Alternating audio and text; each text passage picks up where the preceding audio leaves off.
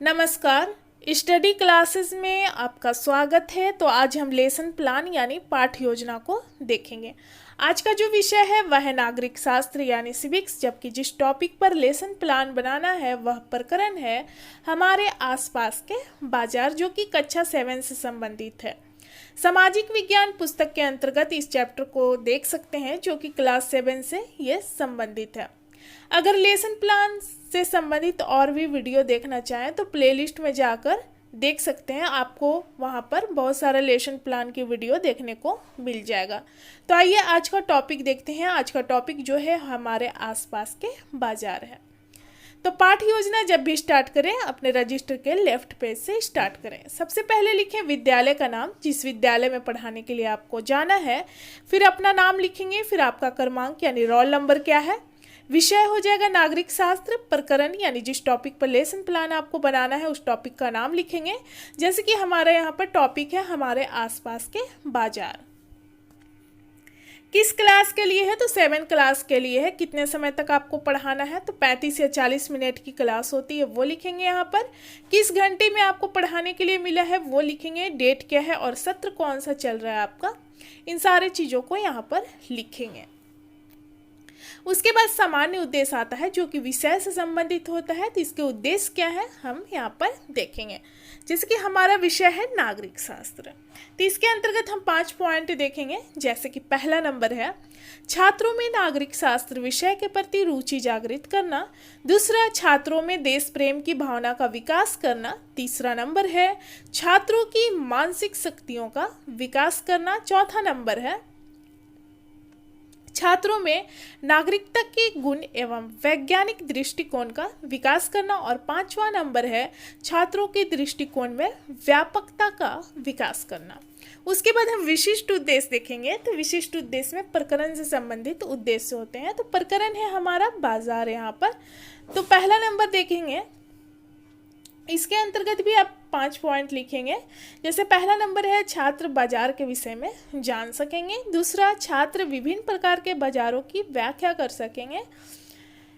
तीसरा नंबर है छात्र बाजार से संबंधित सुविधाओं का सही प्रयोग कर सकेंगे। चौथा नंबर है छात्र बाजार से संबंधित विषय को चार्ट पेपर द्वारा प्रदर्शित करने का कौशल विकसित कर सकेंगे। और 5वां नंबर है छात्रों में बाजार से संबंधित पत्र पत्रिकाओं को पढ़ने की रुचि विकसित हो सकेगी। उसके बाद हम राइट पेज में आएंगे। यहाँ पर लिखेंगे सहायक शिक्षण सामग्री, यानी कि पढ़ाने के लिए आप किन किन सामग्री का प्रयोग करेंगे। तो चौक, डस्टर, मॉडल, चार्ट, संकेतक और अन्य शिक्षण सहायक सामग्री। किस विधि का प्रयोग करना है तो वाक्यांश प्रश्नोत्तर विधि। पूर्व ज्ञान में हो जाएगा कि छात्र जो है बाजार के बारे में सामान्य जानकारी रखते हैं, यानी कि ये जो चैप्टर है, चैप्टर के विषय में उनको थोड़ी बहुत नॉलेज पहले से है। वर्ग व्यवस्था में हो जाएगा छात्र अध्यापक या अध्यापिका जो भी हैं अपनी सुविधा के अनुसार क्या करेंगे, क्लास को यानी कि वर्ग को व्यवस्थित करेंगे। उसके बाद प्रस्तावना का पॉइंट आता है, जिसमें 2 कॉलम आपको बनाना है। एक छात्र अध्यापक या अध्यापिका कथन और दूसरा छात्र संभावित उत्तर। तो ये प्रश्न की संख्या आप 4 या 5 रख सकते हैं और ये प्रश्न और उत्तर दोनों एक दूसरे से संबंधित होते हैं। जिस तरीके से बच्चे उत्तर देते हैं उसी से अगले प्रश्न का निर्माण किया जाता है। और लास्ट प्रश्न में टॉपिक निकल कर आना चाहिए जिस टॉपिक को आप पढ़ाने वाले हैं। तो ये प्रश्न जो है छात्र अध्यापक या अध्यापिका क्लासरूम में बच्चों से करते हैं। जैसे कि पहला प्रश्न है भारत की अधिकांश जनसंख्या कहाँ निवास करती है, तो छात्रों के द्वारा उत्तर आता है गांव में। अब उसी से दूसरा प्रश्न है कि गांव में रहने वालों का मुख्य व्यवसाय क्या है, तो छात्रों के द्वारा उत्तर आता है खेती। तीसरा प्रश्न है खेती से क्या क्या प्राप्त होता है, तो छात्रों के द्वारा उत्तर आता है साग, सब्जी, अनाज आदि खाद्यान्न प्राप्त होते हैं। चौथा प्रश्न है अनाज व साग सब्जी को कहाँ पर बेचा जाता है, तो छात्रों के द्वारा उत्तर आता है बाजार में। 5वां प्रश्न है बाजार के बारे में विस्तार पूर्वक बताएं, तो यहाँ पर छात्र जो है अच्छे से उत्तर नहीं दे पाते हैं, इसलिए हम यहाँ पर देखेंगे, यहाँ पर लिखेंगे समस्यात्मक। और हम देख सकते हैं कि हमारा टॉपिक जो है निकल कर यहाँ पर आ गया। तो हम देखते हैं कि बाज़ार में हमें सारी चीज़ें प्राप्त होती है, जो भी ज़रूरत की चीज़ें होती हैं सारे चीज़ मिल जाते हैं, साग सब्जी कपड़ा बर्तन आदि चीज़ें हमें प्राप्त होते हैं। तो यहाँ पर हम टॉपिक देख सकते हैं, छात्र अध्यापिका कथन में हो जाएगा हमारे आसपास के बाजार, और पाठ की उद्घोषणा में हो जाएगा आज हम लोग बाजार के बारे में विस्तार पूर्वक अध्ययन करेंगे। अब उसके बाद क्या करना है, अगले पेज में आना है जिसमें दोनों साइड का पेज यूज करना है, आपको 4 कॉलम यहाँ पर बनाना है जो कि प्रस्तुतिकरण के नाम से जाना जाता है।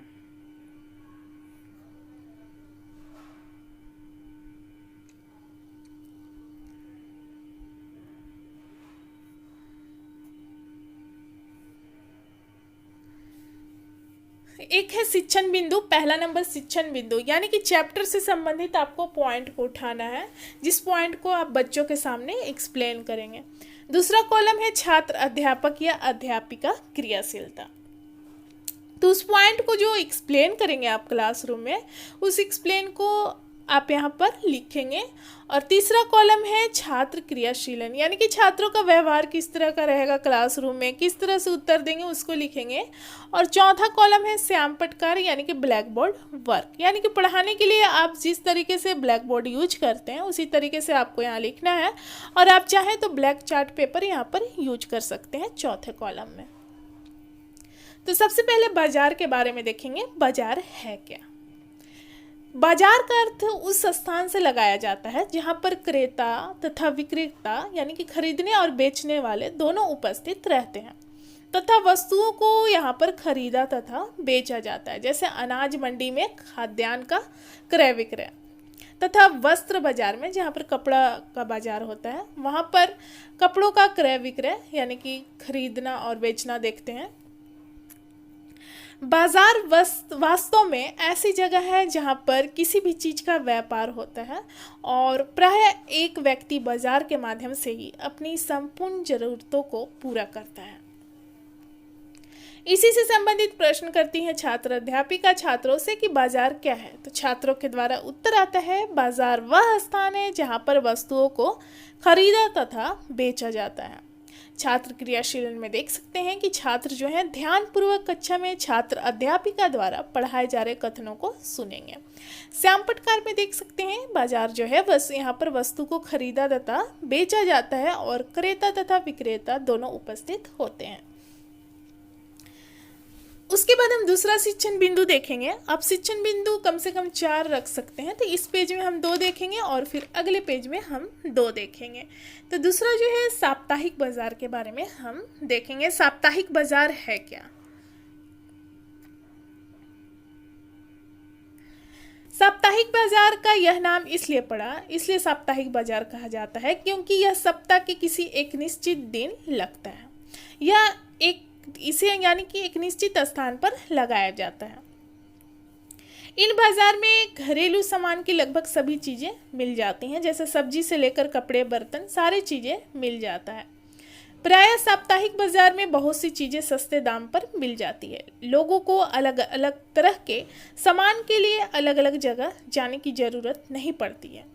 प्रायः लोग अक्सर उन बाजार में जाना पसंद करते हैं जहां सामान के विविध विकल्प यानी कि सारी चीज़ें उन्हें मिल जाए।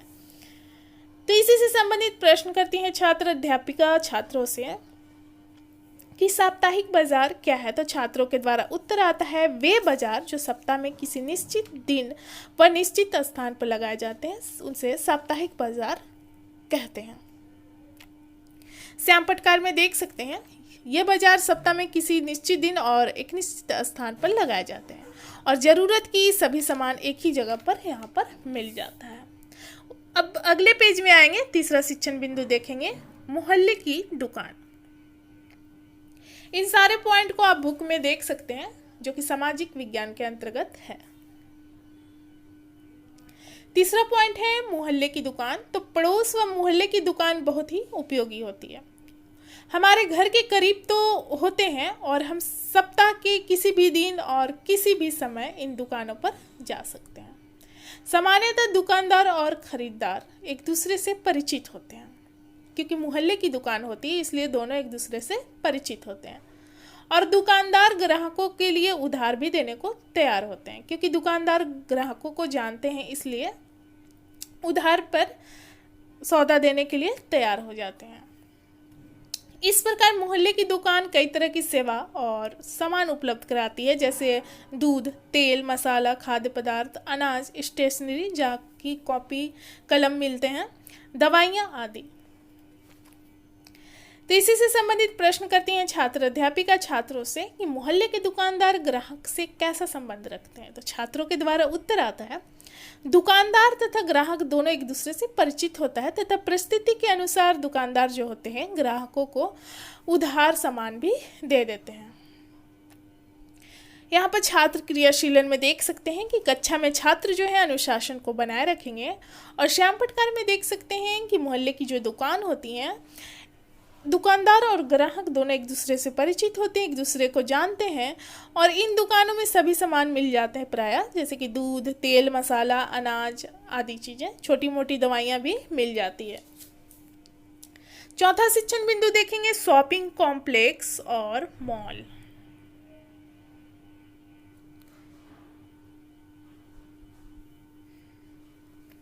शहरों में एक ही स्थान पर एक साथ कई तरह की दुकानें होती हैं जिनका स्वरूप बाजार जैसा होता है, उन्हें हम शॉपिंग कॉम्प्लेक्स के नाम से जानते हैं। जबकि हम मॉल के बारे में देखेंगे, शॉपिंग मॉल के बारे में, कि बहुमंजिली वातानुकूलित दुकान जिनकी अलग अलग मंजिले पर अलग अलग तरह की वस्तुएं मिलती हैं, यानी कि यह कॉम्प्लेक्स काफ़ी बड़ा होता है। अलग अलग मंजिलों पे हमें अलग अलग तरह की वस्तुएं मिल जाती हैं। इस प्रकार की दुकान को मॉल कहा जाता है। यहाँ ब्रांडेड सामान एवं कुछ बिना ब्रांड के सामान भी मिलते हैं। ब्रांडेड सामान जो होते हैं वो महंगे होते हैं। प्रायः कंपनी अपने ब्रांडेड उत्पादों को बड़े शहरी बाजार और अपने विशेष शोरूम में बेचने के लिए रखती है। इसी से संबंधित प्रश्न करती हैं छात्र अध्यापिका बच्चों से कि मॉल किसे कहा जाता है। तो यहाँ पर देख सकते हैं कि ये बहुमंजिली वातानुकूलित दुकान होती है जिनके अलग अलग मंजिल पर अलग अलग तरह की वस्तुएं मिलती है।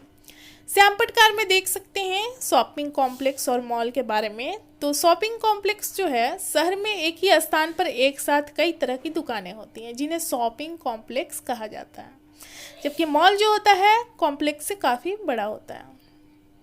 कुछ बहुमंजिली वातानुकूलित दुकानें होती हैं जिनकी अलग अलग मंजिले पर अलग अलग तरह की वस्तुएं मिलती है। कुछ ब्रांडेड सामान एवं कुछ बिना ब्रांड के सामान मिलते हैं जिन्हें मॉल कहा जाता है। उसके बाद जो है प्रस्तुतिकरण का जो पॉइंट है ये सारा समाप्त हुआ। उसके बाद हम क्या करेंगे, अगले पेज में आएंगे, मूल्यांकन करेंगे छात्रों का। मूल्यांकन में क्या करना है कि आप जो पढ़ाते हैं उसी चैप्टर से प्रश्न करना है छात्रों से, और प्रश्न की संख्या आप 4 या 5 रख सकते हैं, और बच्चे जिस तरह से आपको उत्तर देते हैं उस उत्तर के आधार पर आप पता लगा सकते हैं कि आप जो भी पढ़ा है वो टॉपिक उनके सामने क्लियर हुआ है या नहीं। तो प्रश्न जैसे देखेंगे, बाजार क्या है, इन प्रश्न का उत्तर छात्र क्लासरूम में ही छात्र अध्यापक या अध्यापिका के सामने देंगे। दूसरा प्रश्न है साप्ताहिक बाजार क्या है। तीसरा प्रश्न है मोहल्ले का दुकानदार और ग्राहक के बीच कैसा संबंध होता है।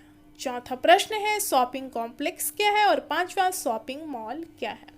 उसके बाद पुनरावृत्ति, यानी कि पुनरावृत्ति में क्या करना है, चैप्टर को छोटे क्रम में जो चीज़ आप पढ़ा है उसको छोटे क्रम में बच्चों के सामने प्रस्तुत कर देना है। तो बाजार वह स्थान है जहां पर वस्तु को खरीदा तथा बेचा जाता है तथा क्रेता एवं विक्रेता दोनों उपस्थित होते हैं।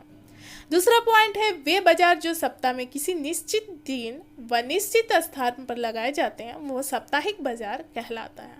तीसरा पॉइंट है शहरों में एक ही स्थान पर एक साथ कई तरह की दुकान होती है जिनका स्वरूप बाजार जैसा होता है, उसे शॉपिंग कॉम्प्लेक्स कहते हैं। चौथा पॉइंट है बहुमंजिली वातानुकूलित दुकानें जिनकी अलग अलग मंजिल पर अलग अलग तरह की वस्तु मिलती है, इस प्रकार की दुकानें को मॉल कहा जाता है। यह कॉम्प्लेक्स से बड़ा होता है। उसके बाद गृह कार्य यानी कि होमवर्क देना है बच्चों को, तो प्रश्न की संख्या आप 2 या 3 रख सकते हैं। जैसे कि प्रश्न बच्चों को ऐसा देना चाहिए कि बच्चे घर से उसका आंसर करके आ सकें। तो प्रश्न है बाजार क्या है, दूसरा प्रश्न है साप्ताहिक बाजार का वर्णन करें। तो जो लेसन प्लान है यानी पाठ्य योजना है यहाँ पर समाप्त होता है। मिलते हैं अगले लेसन प्लान के साथ अगले वीडियो में। धन्यवाद।